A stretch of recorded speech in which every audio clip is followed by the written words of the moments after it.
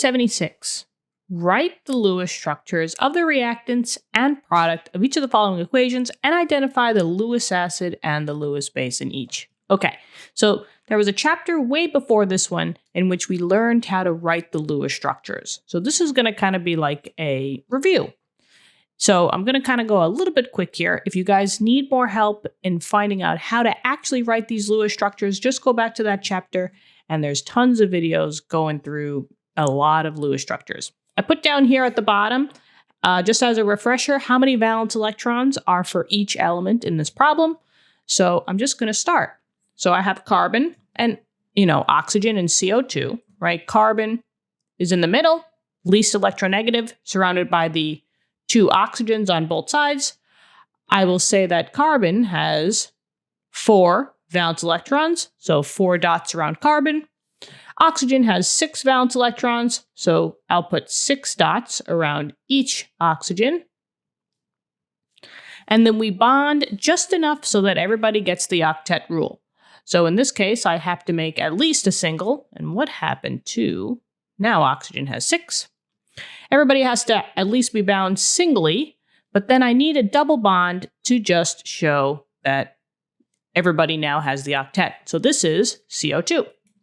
So now it's this plus OH. Okay, so I have oxygen and I have hydrogen.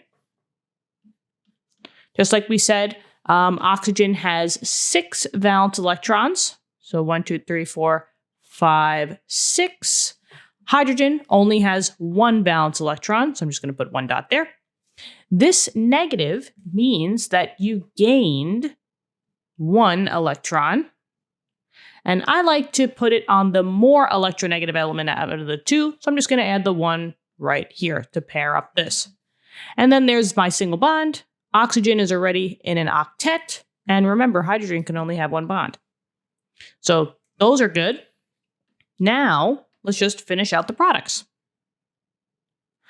HCO3, right? Carbon has to be the central atom. Hydrogen can never be in the middle. And between carbon and oxygen, carbon is the least electronegative. So I have carbon in the middle, surrounded by my 3 oxygens. So I'll put 1, 2, 3.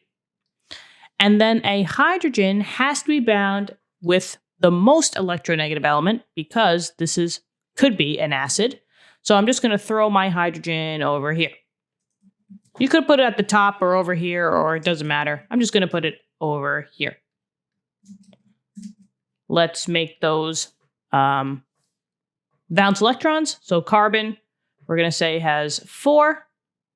Oxygen has 6. So 1, 2, 3, 4. 1, 2, 3, 4. 1, 2, 3, 4, 5, 6.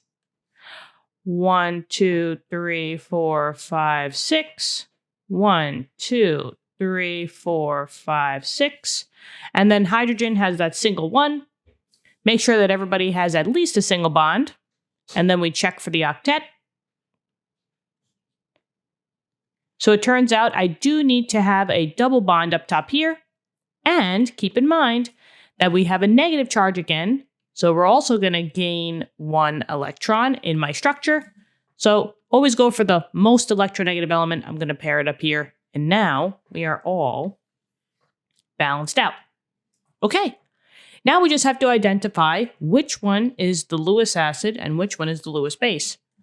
Well, first off, I guess, if we wanted to actually write this more completely, you could either bracket off the ones that have charges and just put a negative in the corner, or you could actually identify which specific element has the negative. I think for this case and purposes, it's easier to do it that way to see the actual Lewis acid and Lewis base. In the OH compound, the oxygen is the one that actually has the negative charge, if we did the formal charges. On this one, this oxygen is the one that has the negative charge. Okay. So now, let's see. A Lewis base is always the one that donates an electron pair. And a Lewis acid is the compound that accepts an electron pair. Now, generally speaking, 2 things here. Lewis acids and Lewis bases are always going to be on your reactant side. So this compound is not the issue, okay? But this will tell you which one was the Lewis acid and Lewis base. Now, if you do see a negative charge, chances are you are going to be a Lewis base because you have like an extra lone pair that can be donated to the Lewis acid. Now, in here, do you see how this OH is this OH? And it seems as if that lone pair is now a new bond. So this lone pair was donated to the carbon. And because of that, one of these double bonds had to break off. Do you see how now I only have one double bond and a single bond? So because of this new addition with these lone pairs, one of these had to break, and the electrons went back to that element. Whoever starts off this basically like this chain reaction is the Lewis base, and we can see that because there was a negative charge. Negative charges are the bases. So in this case, this is, maybe I'll write it in blue, this is the Lewis base. And the arrow that it goes to, specifically the carbon, but CO2 in general, that's the Lewis acid. And there you go. That's it. I really hope this helped. Let me know in the comments. Subscribe to the channel. I hope you all are doing well out there. Keep studying hard, and I will talk to you in later lessons. Okie dokie. Bye-bye.